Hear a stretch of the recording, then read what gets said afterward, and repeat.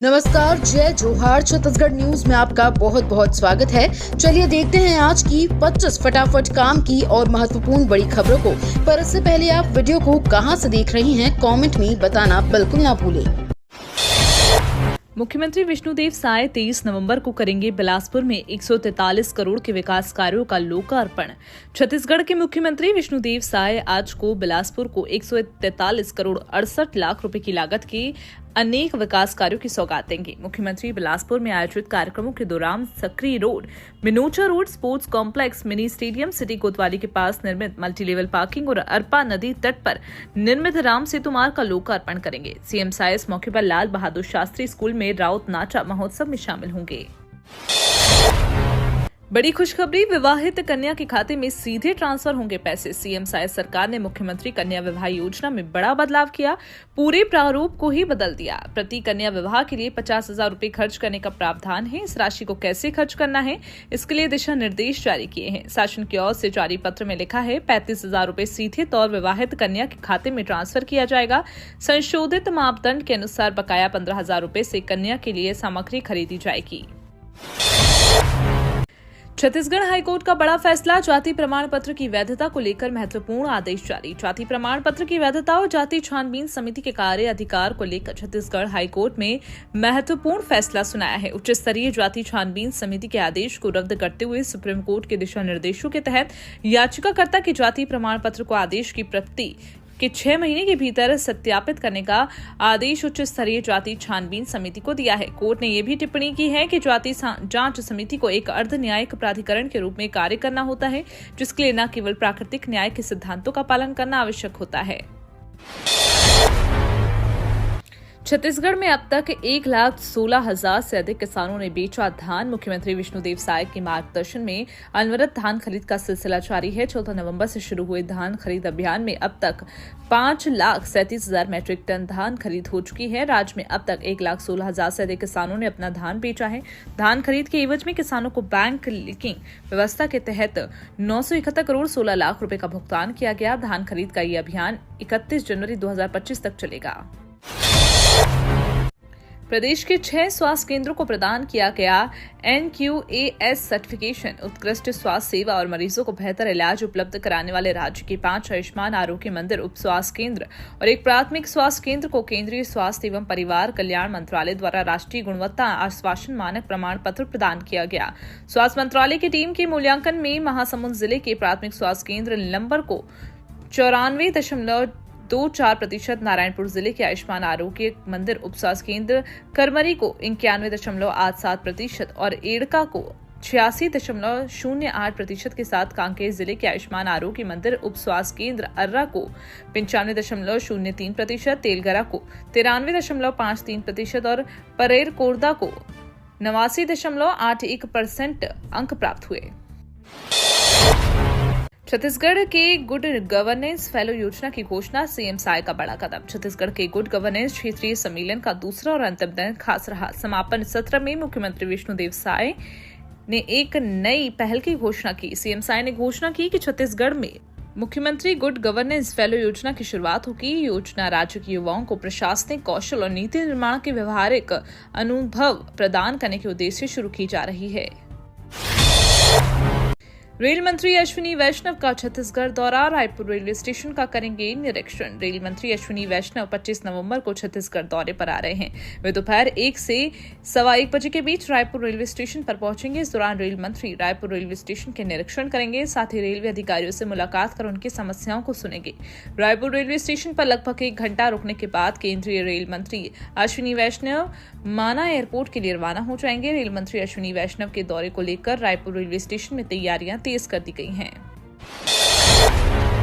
सहकारी समितियों की समृद्धि की ओर बढ़ रहा है छत्तीसगढ़। भाजपा ने बनाया सहकारिता मंत्रालय। बस्तर जिला सहकारिता एवं मर्यादित जगदलपुर के द्वारा आयोजित 71वां अखिल भारतीय सहकारिता सप्ताह के समापन समारोह में वन एवं सहकारिता मंत्री केदार कश्यप सम्मिलित हुए। उन्होंने इस अवसर पर किसान भाइयों को संबोधित किया। अपने संबोधन में सहकारिता मंत्री केदार कश्यप ने कहा कि सहकारी समितियों के सशक्तिकरण से किसानों सहित गांव, प्रदेश और देश की समृद्धि जुड़ी हुई है। सबकी सहभागिता से सबका विकास ही सहकारिता का मूल उद्देश्य है। छत्तीसगढ़ में धान खरीदी को लेकर बड़ी खबर। सरकार ने अब तक 5,37,000 मैट्रिक टन चावल खरीदे। छत्तीसगढ़ सरकार ने केंद्रीय मूल के चावल का कोटा बढ़ाने की मांग की। इस मामले में खाद्य मंत्री दयालदास बघेल ने केंद्रीय खाद्य मंत्री प्रहलाद जोशी से मुलाकात की। मंत्री ने प्रदेश के खाद्य और टैक्स के संबंध में अपनी जरूरतें बताई, जिसमें मुख्य रूप से बघेल ने पूल में चावल का कोटा बढ़ाने के अलावा NFSA के बकाया 17,150 करोड़ रुपए भी मांगी। बताया जा रहा है कि केंद्रीय मंत्री ने भी सहमति दे दी है। छत्तीसगढ़ में इस बार भी चावल का बम्पर उत्पादन होने की उम्मीद है। वहीं छत्तीसगढ़ में धान की खरीदी भी शुरू हो गई है। छत्तीसगढ़ में दिसंबर में होगी नगरीय निकाय पंचायत चुनाव की घोषणा। छत्तीसगढ़ में नगरीय निकाय और पंचायत चुनाव के लिए आगामी 11 दिसंबर को नगरीय निकाय चुनाव के लिए अंतिम मतदाता सूची प्रकाशित होगी। चुनाव एक साथ कराने की योजना अगले वर्ष जनवरी या फरवरी में विधानसभा बजट सत्र से पहले की जा रही है। इसके बाद दिसंबर में चुनावों की आधिकारिक घोषणा की जाएगी और जैसे ही घोषणा होगी आचार संहिता लागू हो जाएगी।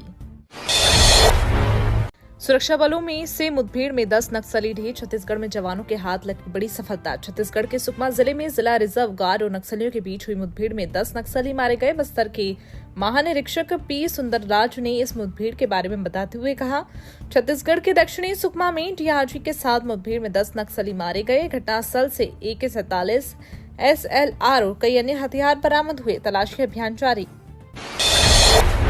छत्तीसगढ़ के 6 स्वास्थ्य केंद्रों को प्रदान किया गया NQAS सर्टिफिकेशन। उत्कृष्ट स्वास्थ्य सेवा और मरीजों को बेहतर इलाज उपलब्ध कराने वाले राज्य के 5 आयुष्मान आरोग्य मंदिर, उप स्वास्थ्य केंद्र और एक प्राथमिक स्वास्थ्य केंद्र को केंद्रीय स्वास्थ्य एवं परिवार कल्याण मंत्रालय द्वारा राष्ट्रीय गुणवत्ता आश्वासन मानक प्रमाण पत्र प्रदान किया गया। केंद्रीय स्वास्थ्य मंत्रालय की टीम ने नवंबर माह में ही इन 6 स्वास्थ्य केंद्रों का निरीक्षण कर मरीजों के लिए उपलब्ध सेवाओं की गुणवत्ता का परीक्षण किया। केंद्र सरकार की बड़ी पहल, टमाटर की बढ़ती दाम से निपटने के लिए तैयार किया ये प्लान। टमाटर की खुदरा कीमतों में तेज उतार चढ़ाव को दूर करने के लिए केंद्र सरकार ने सप्लाई चेन और प्रोसेसिंग लेवल में सुधार के लिए टमाटर ग्रैंड चैलेंज हैकथॉन के तहत 28 नए स्टार्टअप में निवेश किया। इस निवेश से इन स्टार्टअप को अपना कारोबार बढ़ाने में मदद मिलेगी। उपभोक्ता मामलों की सचिव निधि खरे से शुक्रवार को कहा कि टमाटर प्राइस चेंज के अलग अलग स्तरों पर नए तरीकों को आमंत्रित करने के लिए पिछले साल जून में टमाटर ग्रैंड चैलेंज हैकथॉन शुरू किया गया था, जिससे लोगों को सस्ते दाम पर टमाटर मिल सके। 1 जनवरी से बदल रहा टेलीकॉम का नियम। भारत सरकार ने टेलीकॉम नियमों में बदलाव करते हुए राइट ऑफ वे नियम लागू करने का फैसला लिया। ये नियम 1 जनवरी 2025 से प्रभावी होंगे। राज्यों को ज्यादा अधिकार मिलेंगे। नए नियमों का उद्देश्य ऑप्टिकल फाइबर और टेलीकॉम टावरों की स्थापना को सुगम बनाना और 5G नेटवर्क के विस्तार को गति देना है। DOT सचिव नीरज मित्तल सभी राज्यों को पत्र लिखकर 30 नवंबर तक इसके सुनिश्चित करने को कहा। रेल नीर की सप्लाई होगी बाधित। बिलासपुर का प्लांट कुछ महीनों के लिए बंद करने की तैयारी। बिलासपुर स्थित रेल नीर का प्लांट कुछ महीनों के लिए बंद करने की तैयारी। ऐसा इसलिए क्योंकि प्लांट संचालन का टेंडर अचानक छोड़ने की जानकारी सामने है। IRCTC के सूत्रों के मुताबिक प्लांट का संचालन कोलकाता की एक कंपनी करती थी, लेकिन उन्होंने टेंडर छोड़ने की बात कही, जिसके बाद कोई नया टेंडर नहीं किया। सूत्रों के मुताबिक यदि समय पर टेंडर नहीं हुआ तो प्लांट कुछ महीनों के लिए बंद हो सकता है। बिलासपुर इंदौर नर्मदा एक्सप्रेस रद्द। ट्रेन से सफर करने वाले मध्य प्रदेश छत्तीसगढ़ के लाखों यात्रियों को एक बार फिर झटका। दक्षिण पूर्व मध्य रेलवे ने यात्रियों को झटका देते हुए 17 ट्रेनों को रद्द किया। दरअसल बिलासपुर रेल मंडल के बिलासपुर कटनी के बीच तीसरी लाइन का काम चल रहा है। यही वजह है कि रेलवे ने इस मंडल के करीब 49 ट्रेनों को रद्द कर दिया है। एक साथ इतनी गाड़ियों के रद्द होने से यात्रियों को अब वैकल्पिक आवागमन के साधनों का सहारा लेना पड़ा। इस गांव में खुलेआम बिक रही अवैध शराब, विरोध में उतरी महिलाएं। जांजगीर चांपा के पौंडी भाटा में चकाचका अवैध शराब की बिक्री हुई है। शिकायत के बाद भी पुलिस द्वारा कार्रवाई नहीं की जा रही। इससे परेशान होकर महिलाओं ने नगर के शास्त्री चौक में धरने पर बैठ गई। साथ ही पुलिस के खिलाफ जमकर नारेबाजी करने लगी। करीब 3 घंटे शहर के बीच चक्का जाम होने से हड़कंप हुआ। दोनों ओर वाहनों की लंबी कतार लग गई। बिलासपुर विकास दीप महोत्सव 10,000 दीपों से जगमगा होगी अरपा। स्मार्ट सिटी की टीम और जिला प्रशासन इसकी तैयारी में जुटी है। इस अवसर पर अरपा के दोनों पुल को आकर्षक लाइट से सजाया गया। बिलासपुर स्मार्ट सिटी लिमिटेड द्वारा तैयार किया गया विकास के विभिन्न प्रोजेक्ट का लोकार्पण करने सीएम विष्णुदेव साय आज शहर पहुंचेंगी। हालांकि अभी मिनट टू मिनट कार्यक्रम सीएम हाउस से जारी नहीं हुआ है। छत्तीसगढ़ के जिले में 8वीं, 10वीं, 12वीं पास के लिए निकली भर्ती। छत्तीसगढ़ के MCB जिले में 10वीं 12वीं पास युवाओं के लिए नौकरी निकली। विभिन्न जगहों पर security guard, helper, office assistant, welder, painter, labour सहित कई पदों पर भर्ती है। पदों की योग्य वेतन भी निर्धारित किए गए हैं। जिला प्रशासन मनेन्द्रगढ़, चिरमरी, भरतपुर द्वारा 24 नवंबर को रविवार को प्रातः 11 बजे से शाम 4 बजे तक Swami Atmanand English medium school Manendragarh में रोजगार मेला कैंप का आयोजन किया जा रहा है। छत्तीसगढ़ की 4 ट्रेनें कैंसल। रायपुर रखौली स्टेशन में ओल्ड ब्रिज का होगा काम। रेलवे ने छत्तीसगढ़ से होकर चलने वाली 4 ट्रेनों को 25 नवंबर से 9 दिसंबर तक कैंसिल किया। इस बार रायपुर रेल मंडल के रखौली रायपुर रेलखंड के बीच 3 पुराने ब्रिज के जीर्णोद्धार किए जाएंगे, जिसके बाद चलते यात्री ट्रेनों को रद्द किया गया है। दरअसल रेलवे की ओर से रेल सुविधाओं में विस्तार के लिए तेजी के काम चलने का दावा किया जा रहा है। इसके तहत दूरी और तीसरी लाइन के साथ ही अन्य परियोजनाओं पर काम चल रहा है। प्रधानमंत्री मोदी का इटली की पीएम मेलोनी को खास तोहफा। प्रधानमंत्री मोदी G20 शिखर सम्मेलन के दौरान अपने समकक्ष नेताओं को देने के लिए कुछ गिफ्ट भी ले गए। भारत की सांस्कृतिक विरासत को देखते हुए पीएम ने वैश्विक नेताओं को देने के लिए उन तोहफों को चुना जिसमें भारतीयता की झलक थी। वैश्विक नेताओं को दिए गए इन तोहफों में महाराष्ट्र की 8, जम्मू कश्मीर की 5, आंध्र और राजस्थान की 3-3, झारखंड, बिहार से 2-2 और कर्नाटक, तमिलनाडु, उत्तर प्रदेश, ओडिशा, लद्दाख से 1-1 कलाकृतियां शामिल थीं। बघेल बोले, केंद्र सरकार अडानी की प्रवक्ता बिटकॉइन केस के सवालों से बचते नजर आए। छत्तीसगढ़ के पूर्व मुख्यमंत्री भूपेश बघेल ने अडानी ग्रुप पर हुए केस और छत्तीसगढ़ में निवेश को लेकर केंद्र सरकार पर हमला बोला। उन्होंने केंद्र सरकार को अडानी का प्रवक्ता बताया। हालांकि बघेल बिटकॉइन के सवालों से बचते नजर आए। पूर्व सीएम के आरोपों पर बीजेपी ने पलटवार किया। सीएम साई के मीडिया सलाहकार ने एक्स पर लिखा, भूपेश बघेल हमेशा की तरह सफेद झूठ बोल रहे हैं।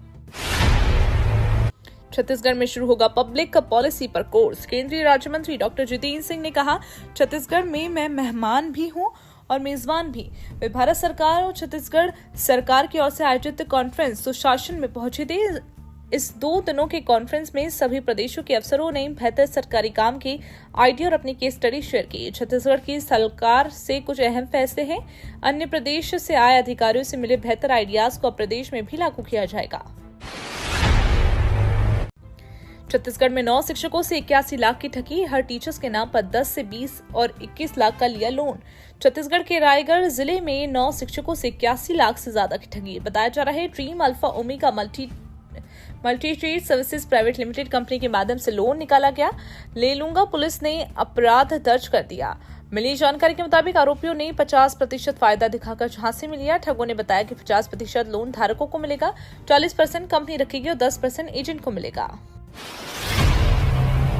सरगुजा में 6 गोदामों से 1000 कुंटल धान जब्त। सरगुजा, सूरजपुर जिलों में धान के अवैध भंडारण पर कार्रवाई तेज कर दी गई। अंबिकापुर शहर में एक ही दिन में खाद मंडी विभाग ने कार्रवाई करते हुए 6 व्यापारियों के पास से 2200 पूरा धान जब्त किया। समर्थन मूल्य पर धान खरीदी जारी रहने तक जब्त धान मुक्त नहीं किया जाएगा। सूरजपुर के केवरा में एक दुकान से 500 कुंटल धान जब्त कर दिए गए। ये तो थी आज की बड़ी खबरें। अगर आपको न्यूज पसंद आई हो तो वीडियो को लाइक और शेयर करना बिल्कुल ना भूलें। धन्यवाद।